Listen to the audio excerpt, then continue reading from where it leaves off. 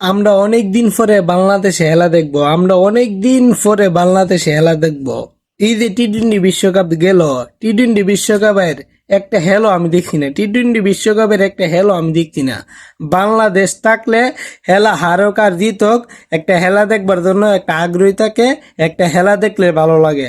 হেলা হারক 100 বার গাইলাই বাংলাদেশে cricket team নিয়ে এসিরা, বাংলাদেশে মেন নিয়ে এসিরা 100 বার গাইলাই। কিন্তু এই যে 2026 সালে টি-20 বিশ্বকাপ গেল, এই বিশ্বকাপের থেকে আমি বুঝছি বাংলাদেশ না থাকলে খেলা মজা লাগে না, নিজের দেশ না থাকলে খেলাধুলা ভালো লাগে না।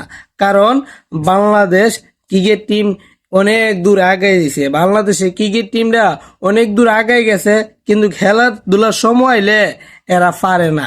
না পারলো আমার কাছে অনেক ভালো লাগে, না পারলো আমার কাছে ভালো লাগে। ফার্স্টটা হেললে 2টা খেলা জিততে রে, 2টা খেলা জিততে ইডই অনেক কষ্ট, এই 2টা খেলা জিততে অনেক কষ্ট। তারপর আমাদের দেশের জনগণ, তারপর আমাদের দেশের পাবলিক, এরা মজা পাইতো, এরা অনেক গালিগালাজ করতো, অনেক ভালো লাগতো।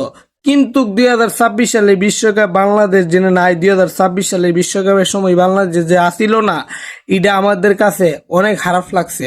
আমি কিন্তু 2026 সালের বিশ্বকাপ খেলা টি-20 বিশ্বকাপ, আমি কিন্তু 2026 সালে টি-20 বিশ্বকাপ খেলা একটা ম্যাচও দেখি নাই, কোনো দলের ম্যাচও দেখি নাই। কারণ বাংলাদেশ নাই। বাংলাদেশ থাকলে অবশ্যই দেখতাম। আমার মতন আর কে কে আছে এটা আমি জানি না, এটা আমি বুঝি না।